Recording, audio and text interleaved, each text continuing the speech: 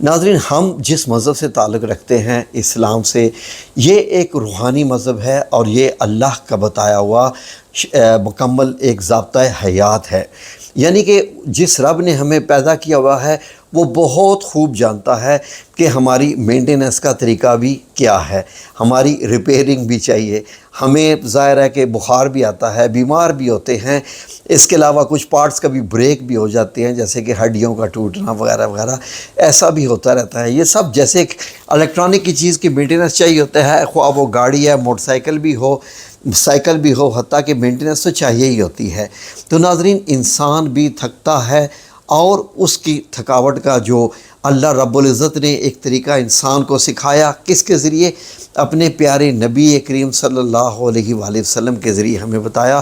ناظرین، سیدہ فاطمہ الزہرا رضی اللہ عنہا عام یعنی خواتین کی طرح گھر میں کام کرتی تھی، جھاڑو بھی دیتی تھی اور چکی بھی چلانا، یعنی آٹا، ہمیں تو بنا بنایا آٹا مل جاتا ہے، آٹا پیسنے کے لیے چکی چلانا، اور اس کے بعد پھر ساری رات تہجد پڑھنا، پھر پانی لانا بھی، اور بہت سارے کام۔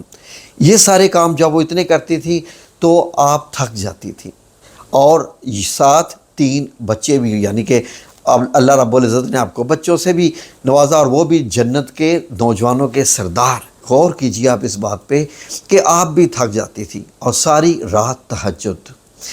ناظرین، عرب کا معاشرہ جہاں نہ اے سی، نہ پنکھا اور گرمی، جی مدینہ المنورہ اور مکہ المکرمہ میں ٹیمپریچر کا فرق صرف 1-2 ڈگری کا ہے، اور وہاں بھی شدید گرمی، اور چھت بھی اتنے نہیں کہ چھت کے اوپر چھت اور پھر کوئی ٹھنڈے فرش وغیرہ، ایسا کچھ نہیں، مٹی کے گھر۔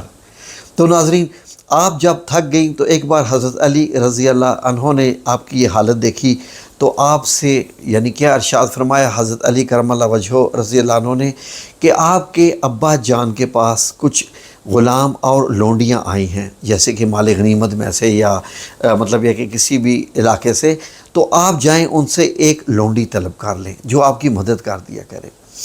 ناظرین، حضرت فاطمہ الزہرا رضی اللہ عنہا جب تشریف لے کے گئی تو دیکھا تو نبی کریم صلی اللہ علیہ وآلہ وسلم کچھ لوگوں کے ساتھ، یعنی کہ جیسے خطاب ہے یا بیان فرما رہے تھے اسلام کی باتیں، تو آپ وہاں سے دیکھ کے آگے نہ گئیں، اور یہ دیکھتے ہی واپس آ گئیں۔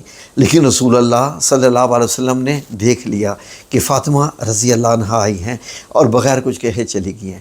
آپ صلی اللہ علیہ وآلہ وسلم رات کو آپ سلام علیہا کے گھر تشریف لے گئے، اور وہاں پر جب پہنچے تو وہ سونے والے تھے، سونے کی تیاری کر رہے تھے۔ کون؟ حضرت علی رضی اللہ عنہ، حضرت فاطمہ الزہرا بچے۔ تو آپ جب داخل ہوئے تو حضرت فاطمہ الزہرا حضرت علی رضی اللہ عنہ فرماتے ہیں کہ ہم نے آپ صلی اللہ علیہ وآلہ وسلم کی جب قدموں کی چاپ سنی تو وہ سیدھا سینے میں ٹھنڈ پڑ گئی ہمارے، اور ہمیں پتہ چل گیا کہ آپ تشریف لا رہے ہیں۔ نبی پاک صلی اللہ علیہ وسلم حضرت فاطمہ الزہرا رضی اللہ عنہ کے پاس آئے اور ارشاد فرمایا کہ آپ تشریف لائی تھیں، کیا حاجت تھی؟ آپ نے بتایا نہیں۔ تو حضرت فاطمہ الزہرا رضی اللہ عنہ نے وہ پھر اپنا بتایا۔ حضرت علی رضی اللہ عنہ، کئی روایات میں کہ حضرت علی رضی اللہ عنہ نے بتایا کہ اس کام کے لیے گئی تھی۔ تو نبی کریم صلی اللہ علیہ وآلہ وسلم نے ارشاد فرمایا، کیا میں آپ دونوں کو اس سے بہتر نہ کچھ عطا کر دوں؟ یعنی اس سے بہتر ان کے حاجت کیا تھی؟ سارا دن کے کام کاج کی تھکن، سارا دن کے شدید یعنی تھکا دینے والے، جو کہ مینٹلی طور پر بھی اور جسمانی طور پر بھی تھکا دینے والے کام، جس سے کہ انسان اتنا تھک جائے کہ رات کو اچانک یعنی کہ اتنی سخت نیند آ جائے، لیکن ساری رات تہجد بھی پڑھنے۔ پھر اب میں نے آپ کو دکھایا تھا نا سیدہ فاطمہ رضی اللہ عنہ کا گھر، تو میں نے آپ کو تہجد کی جگہ بھی دکھائی تھی، جی وہاں کھڑے ہو کے آپ سلام علیہا تہجد پڑھتی تھی۔ تو نبی کریم صلی اللہ علیہ وسلم نے ارشاد فرمایا کہ ایسا کیا کرو رات کو، یعنی سونے سے پہلے۔ سونے سے پہلے سے کیوں؟ یعنی کہ اس وقت انسان آرام کے لیے لیٹتا ہے، دن بھر کے کام کاج ختم ہو چکے ہوتے ہیں، اس کے بعد تہجد کے لیے اٹھنا ہوتا ہے۔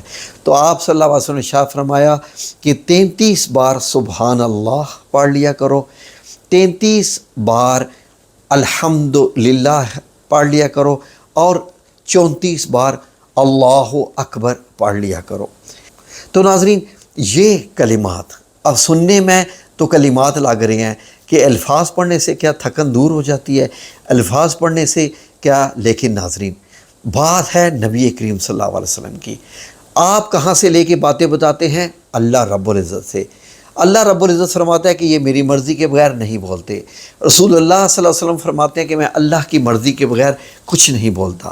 تو یہ جو آپ صلی اللہ علیہ وسلم کے ارشادات ہیں، احادیث مبارک ہیں، جو آپ نے بتا دیا، وہ دنیا کے پہلے، آخری اور سب سے اتھینٹک ورڈز ہیں، اور یہی حق اور سچ ہے۔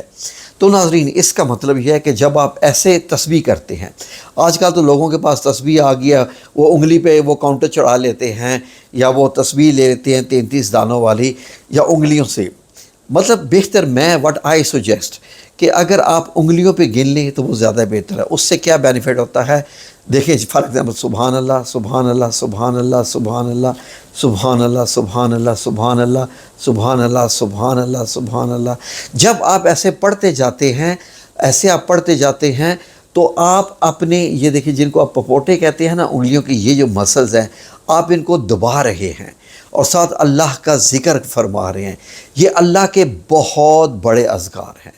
جب آپ یہ کام کر رہے ہیں تو نمبر 2، روحانی طور پر اللہ رب العزت آپ کو شفا عطا فرمائے گا، کیونکہ آپ تو رسول اللہ صلی اللہ علیہ وسلم کی بتائی ہوئی جو ایک حدیث ہے، جو آپ کے بتایا ہوا علم ہے، جو آپ کی بتائی ہوئی یعنی کہ جو باتیں ہیں جو کہ مطلب اللہ رب العزت کی سکھائی ہوئی ہیں، تو اس کا مطلب ہے کہ اس میں شک کی گنجائش تو وہاں بھی ختم ہوگی۔ لیکن جاپانیوں نے جب یہ دیکھا، جاپانیوں نے دیکھا کہ مسلمان یہ جو کرتے ہیں یہ کیا ہے۔ سعودی عرب میں اگر آپ جائیں تو، پاکستان میں تو میں نے بہت کم دیکھا مساجد میں، جیسے ہی سلام پھیرتے ہیں اور ساتھ ہی جناب اٹھ کے بھاگنے کی کوشش کرتے ہیں۔ سعودی عربیہ میں لوگ مسجد نبوی میں ہوں، حرم شریف میں ہوں، یا کسی بھی علاقے کی چھوٹی یا بڑی مسجد میں ہوں، تو لوگ نماز ختم ہونے کے بعد تسبیح فاطمہ الزہرا رضی اللہ عنہا ضرور پڑھتے ہیں، اور وہ ضرور ضرور پڑھتے ہیں، اس کے بغیر وہ اٹھتے ہی نہیں ہیں۔ تو ناظرین، جب لوگوں نے دیکھا کہ یہ کیا کرتے رہتے ہیں، تو ان کو اب یہ پتہ چلا کہ ایسا کرنے سے ہر انگلی کا جو پپوٹا ہے، یہ چائنیز اکوپنچر سسٹم بھی ہے، اور چائنیز میں بھی جو مسل کی ساری ایکسرسائزز ہیں، انہوں نے بتایا کہ ہر انگلی کا جو حصہ ہے وہ آپ کے جسم کے کسی نہ کسی حصے کے ساتھ کنیکٹڈ ہے، معدے کے ساتھ، ٹانگوں کے ساتھ، دل کے ساتھ، پھیپھڑوں کے ساتھ، یعنی جسم کے جتنے بھی ہمارے آرگنز ہیں، کئی آنکھوں کے بھی ہیں، کئی سکن کے بھی ہیں، کئی گردوں کے بھی ہیں، یہ تمام جو ہیں یہ کنیکٹڈ ہیں، سارے کے سارا۔ یہ سارا کا سارا ہمارے جو ہاتھ کے پپوٹے ہیں، ہمارے جاتے ہیں سیدھا جسم کے اثرات کرتے ہیں۔ اتنی بار ان کو دبانے سے آپ کیا سمجھتے ہیں کہ آپ کے جسم کو کیا کیا ملتا ہوگا؟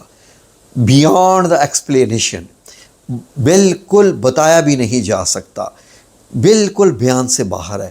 یقین کریں کہ جاپان میں لوگوں نے صرف ایسی، ان کو نہیں تھا پتہ مسلمان کیا پڑھتے ہیں، انہوں نے یہی کہنا شروع کر دیا کہ آپ ایسے کرو ایسے کرو۔ انہوں نے پھر ایڈیشنل طور پہ بتانا شروع کر دیا جاپانیوں نے کہ ایسے بھی کرو، یہاں یہ کرو تو یہ ہے، یہاں یہ کرو تو یہ ہے، یہاں یہ کرو تو یہ ہے۔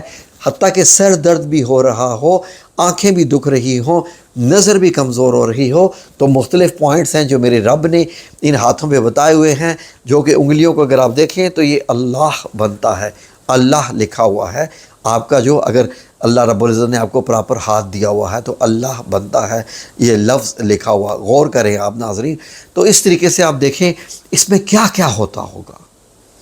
بڑا ہی یہ شاندار عمل ہے، اس سے آپ کے ہزاروں امراض ختم ہوتے ہوں گے، اور ہزاروں انرجیز آپ کو ملتی ہوں گی، اور سنت نبی صلی اللہ علیہ وسلم، اور پھر آپ صلی اللہ علیہ وسلم کے بتایا ہوا عمل ایک قسم کا، یہ عمل ہی ہے، ایک قسم کا نہیں ہے، ہی عمل ہے۔ پھر اس کے بعد آگے اگر آ جائے تو سیدۃ النساء السیدہ فاطمہ الزہرا رضی اللہ عنہا کو بتائی کی تسبیح یہ لیجیے، یعنی کہ آپ نے پھر ساری عمر یہ تسبیح کی، اور اس کے بعد جب آپ یہ تسبیح کریں گے خواتین، تو آپ تو یقیناً سیدہ فاطمہ رضی اللہ عنہا کے قریب بھی ہو جائیں گی، ان کی شخصیت کے اثرات آپ پہ آنا شروع ہو جائیں گے۔ میں یہ بھی بتانا شروع کروں تو 1000 صفحوں کی کتاب لکھی جا سکتی ہے کہ خالی اس تسبیح فاطمہ رضی اللہ عنہا میں کیا کیا شامل ہے، سوچیے ذرا غور سے۔ تو اس پر پھر سیدہ فاطمہ رضی اللہ عنہا بہت خوش ہوئیں، اور پھر اس کے بعد ہر رات روز یہ عمل کر کے سوتی، اور اس کے بعد انہوں نے زندگی میں کبھی دوبارہ یہ کہا بھی نہیں، حضرت علی رضی اللہ عنہ سے بھی نہیں فرمایا کہ میرے جسم میں درد ہے یا مجھے تھکان ہو رہی ہے۔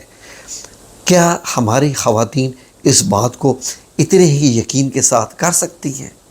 کر سکتی ہیں اگر وہ کرنا چاہیں، لیکن سب سے پہلے موبائل کو رکھیں اور اپنے ذہن کو صاف کریں، اور اس کے بعد اپنے تمام جو ٹینشنز ہیں وہ اتاریں۔